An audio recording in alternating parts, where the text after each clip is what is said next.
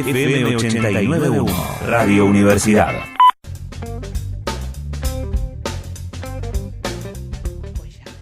Minutos pasaron de las 6 de la tarde y aquí estamos, en Todo de Vuelta. Si querés comunicarte con nosotros, nuestra vía más rápido, por si te surge alguna duda o querés consultar mientras charlamos ahora con la doctora que nos visita, es el 153 8850 891 a través de mensaje de texto de WhatsApp 153 8850 891. Nos visita hoy la doctora Andrea Díaz.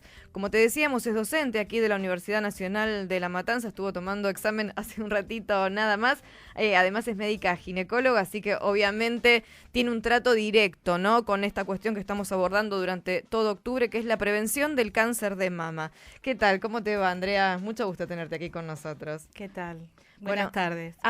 Teníamos un cronograma de temas para que no se repitan algunos temas. Nos visitan varios y varias profesionales durante este mes. Y en este caso vamos a hablar del nódulo de mama. Cuando aparece un nódulo en las mamas, ¿qué hay que hacer, no? En primer lugar, vamos a saber qué es un nódulo. Porque uno dice, ¿un nódulo qué es? ¿Es un bultito? ¿Es un granito? ¿Qué es un nódulo mamario? Bueno, un nódulo de mama se asemeja a un bulto o puede ser como un grano, porque las características académicas las tenemos los médicos. Uh-huh. Las pacientes cuando vienen dicen, me palpé algo nuevo en la mama, ¿no? Uh-huh. Entonces, un nódulo en la mama generalmente tiene características de un bulto, de una formación nodular que puede ser redondeada o no, o puede ser así como la pelotita de rugby, o puede ser irregular. La mujer puede detectarlo como una bolita o como una puntita. Claro, puede detectarlos. En general, cuando se toca como nódulo es porque ya tiene 1 centímetro, ¿sí? A veces, o sea, tener el nódulo de mama, lo primero que vamos a decir es que tener un nódulo de mama no significa que tenés un cáncer de mama. Bien, eso ¿sí? Aclararlo. O sea, tener un nódulo de mama asusta, pero bajemos un poco esa ansiedad, ¿sí? Lo que sí hay que hacer, hay que consultar. ¿Qué es un nódulo en realidad? ¿De qué está formado? De tejido mamario, sí, seguramente, de tejido. Los nódulos pueden ser quísticos, que tienen líquido adentro, uh-huh, o pueden tener un componente sólido que tiene que ver con parte de la mama. Bien. Entonces, la mayoría de los nódulos pueden ser benignos, ¿sí? O sea que hay que consultar, no dejarse estar, pero solamente para sacarme la duda. Se pedirán estudios, si ahí con el examen del profesional y con algunos estudios complementarios que se van a solicitar, se define si puede ser benigno o maligno, características clínicas. Ajá. Porque después, quizás, la seguridad total la vas a tener cuando se decide que hay que hacer una biopsia en esa mama, hay que hacer una toma biopsia, y eso es lo que me va a definir si realmente es un nódulo malo o es un nódulo bueno. ¿Siempre se pide una biopsia o de acuerdo a las características que observa el médico, la médica la solicita? No siempre se pide una biopsia, ¿sí? Cuando las características son tan particulares que me hablan de un nódulo benigno, podríamos decir que lo podríamos dejar así y lo controlamos de cerca. Bien, ¿sí? Bien. ¿Qué significa controlarlo de cerca? ¿Con qué estudios generalmente se controla? Bueno, cuando se toca un nódulo, en general siempre se pide la mamografía, uh-huh, o dependiendo también de lo que se esté tocando y de la edad, porque la mamografía en las mamas densas, en las mamas jóvenes, sí, a veces me esconden cosas. O sea, que no es solo la mamografía, la ecografía me complementaría, uh-huh, este examen complementario, y ahí se define como si se hace una biopsia o no. Bien. O sea, es una punción, que sería lo que le llamamos una punción. Un nódulo puede aparecer así, lo toca una mujer, decide consultar, puede aparecer en el control, que lo puede palpar también la médica, o a veces puede aparecer en un estudio también, ¿no? Generalmente el estudio de rutina, hay algunos ginecólogos que sí, otros que no, que como estudio de rutina mandan a hacer a las mujeres en determinada edad ecografía o mamografía. ¿Qué pasa cuando aparece ahí? ¿Puede ser más pequeño todavía que de 1 centímetro? Vos me estás hablando entonces de un nódulo que no palpo, claro, y que lo veo en un estudio solicitado. Sí. Bueno, eso es todo una situación, porque si pido un estudio cuando no palpo es o porque tenemos que pedirlo en la población objetivo. Ustedes saben que la población objetiva a quien tenemos que pedirle estudios seguro, ¿sí?, es entre los 50 y los 70 años. Menor de 50 años y mayor de 70 años lo hacemos de manera individual el estudio. Uh-huh. O sea, es según los factores de riesgo que tenga esa paciente, según el tipo de mama que tenga, que puedo pensar que esconde algo atrás de lo que estoy palpando, ¿sí? Entonces ahí pedimos. ¿Cuáles son los estudios? Es la mamografía y la ecografía mamaria. Bien. Y puede ser que aparezca ahí. Y puede aparecer una lesión que si no la palpe seguramente tiene menos de 1 centímetro, ¿sí? O está muy escondido en una mama grande, muy atrás, en donde es difícil palparlo. Bien. También tocamos la axila, ¿sí? Los ganglios de la axila para nosotros es como un hermano de la mama, es una hermana de la mama, la axila, y también, bueno, tocamos no es solamente la mama, ¿sí? También vemos las características del pezón, vemos las características, las secreciones, ¿sí? Que pueden salir, que no siempre tiene que ver con el cáncer, pero no es una alarma, ¿sí? Bien. Nos dice consultar. Bien, ahora hablamos, aparece el nódulo. Supongamos que el nódulo, como vos decías, tiene todas las características de ser benigno o se confirma que es benigno. ¿Qué pasa con ese nódulo? ¿Se trata? ¿Puede quedar ahí? ¿Se controla? Mira, depende. Sí, se puede controlar, se controla quizás en 6 meses y después se controla según el control, según la edad de la paciente, cada año, si es benigno, ¿sí? Y si no, se puede decir, bueno, creció de manera importante en los últimos 6 meses, se toma la decisión de sacarlo. También la mujer convivir con un nódulo. Por más que nosotros le decimos a ellos, es bueno, no es fácil, ¿sí? Esto no es normal para mí, te dice la paciente, y a veces existe. No es que porque la paciente, esto no es a la carta, sáquenme el nódulo porque yo, ¿no? Pero a veces, la cancerofobia, no les voy a decir que por eso se va a operar, ¿sí? Pero estar controlando un nodulito durante 2 años, ¿sí?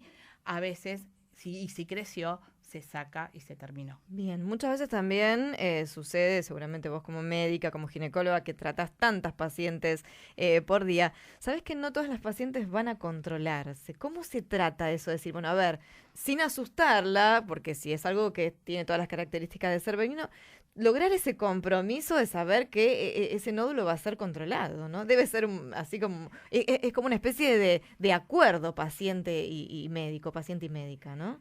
Y es esa relación médico-paciente que se puede lograr y que la invitás a que se tiene que controlar. Y, por supuesto, siempre se le informa. La paciente es autónoma y puede decidir todo lo que quiere de su vida. Yo tuve una paciente que me dijo, yo la verdad no me quiero controlar más. ¿Sí? Y se le explicó, entendió. ¿Sí?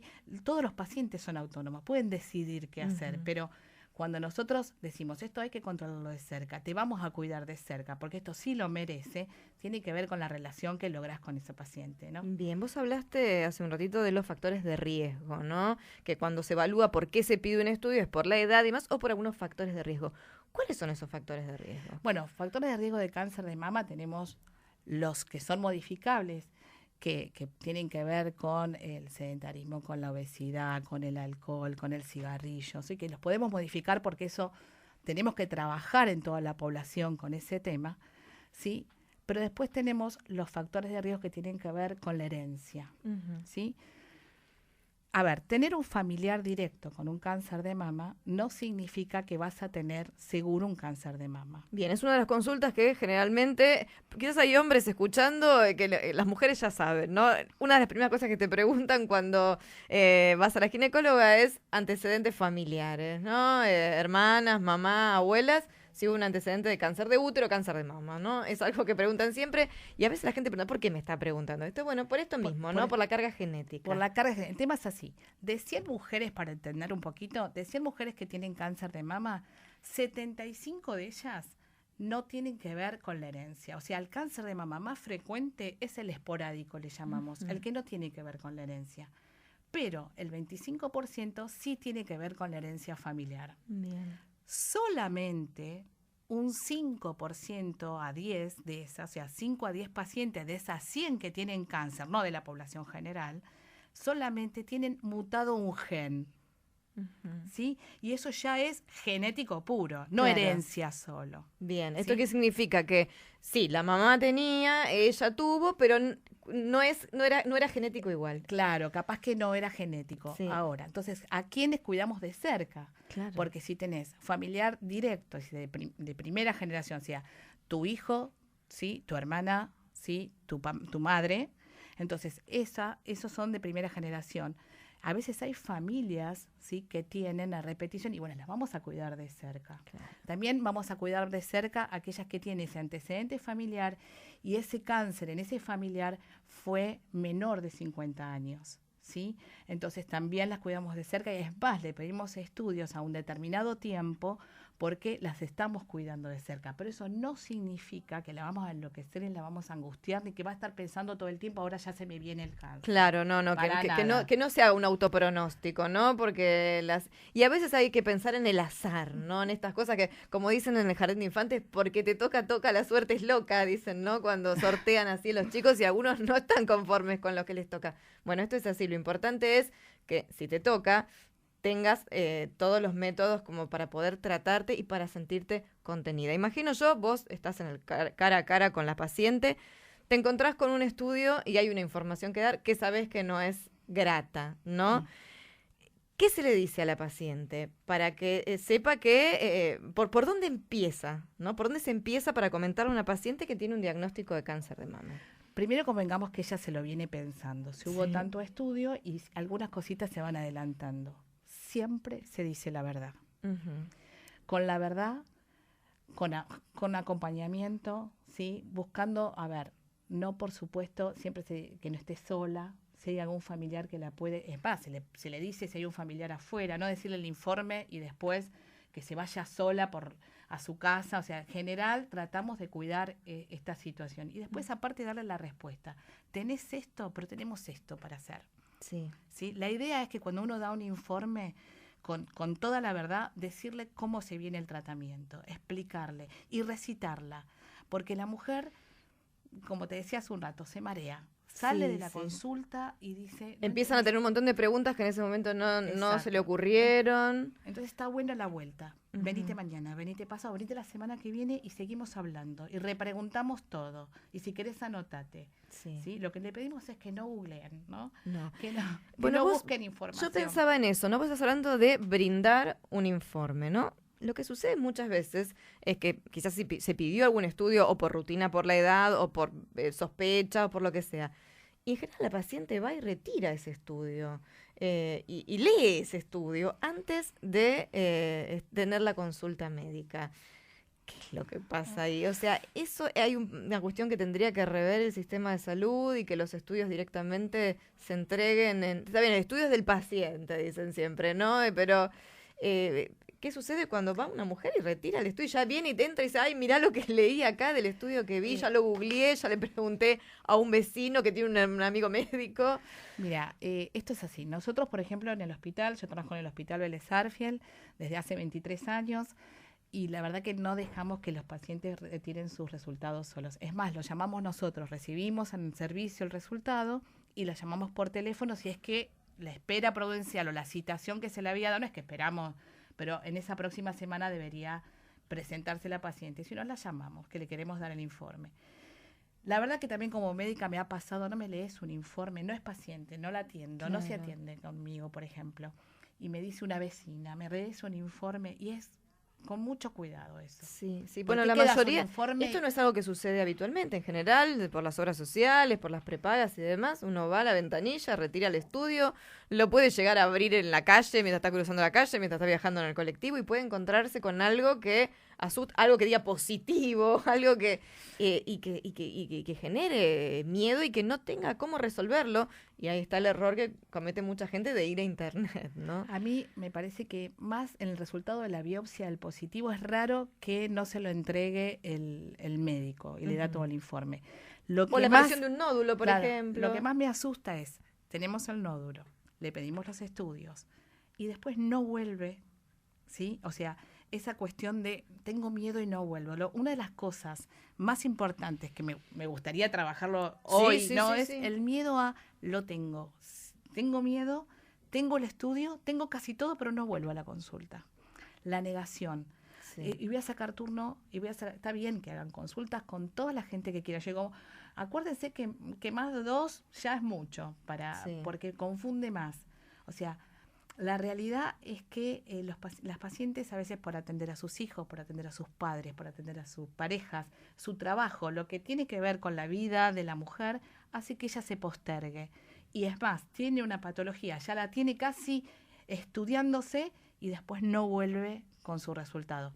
Ahí tenemos ese temor a no me voy a poder ocupar de mí, ¿no? Que existen muchas pero ahí mujeres. está la relación médico-paciente. Nosotros tratamos, yo trabajo en un hospital que es chico, entonces de alguna manera tenemos identificado, no vino tal, uy, mira, no volvió, tratamos. Sí. A veces se pierde eso, ¿sí? Esto sería ideal, ¿no? Sí, que podamos estar y nada, tratamos de hacerlo, pero no siempre se logra, ¿no? No, por eso nosotros hablamos, supongo que hay gente que nos está escuchando que tiene la costumbre de ir a retirar sus estudios, gente que nos está escuchando que nunca le solicitaron un estudio, que no sabe si se lo tiene que hacer, sino lo ideal es tener un médico, en este caso una ginecóloga, un ginecólogo de confianza y poder desarrollar ese vínculo en el que uno se siente con la comodidad de preguntar. Y bueno, el tema de los estudios, lo ideal sería abrirlo frente al médico, ¿no? Si vos lo retiraste antes, es lo ideal para no asustarse, ¿no? Para no preocuparse. El miedo paraliza. Sí. Y entonces a veces hace que hagamos alguna acción. Yo siempre digo, no me quiero hacer porque tengo miedo. Hacételo y seguramente no va a hacer nada. Si no va a hacer nada y ya está. ¿Cuál es la importancia de la detección temprana? ¿No? Porque de esto estamos hablando también cuando dice, no, yo no voy al médico porque siempre te encuentran algo. Dice, mucha gente dice, no solamente en el caso de la ginecología, quizás desde la ginecología se ha hecho un trabajo importante. Entonces, me parece como que las mujeres tenemos mucha más conciencia, quizás no por ahí para el chequeo general. Un chequeo general, no nos analizamos el corazón. El corazón está más preocupado ahora. Claro, y el corazón de la mujer está más preocupado, pero bueno, creo, que es otro tema. Es otro tema, pero sí, me parece que así como nos preocupamos en la cuestión ginecológica, también habría que preocuparse por las otras. Pero bueno, volviendo al tema ¿cuál es la importancia de la detección temprana? Mira, cuanto más chico encontremos este cáncer, ¿sí? Más posibilidades, ¿sí? De tratamientos para hacer y de tasas de curación, ¿sí?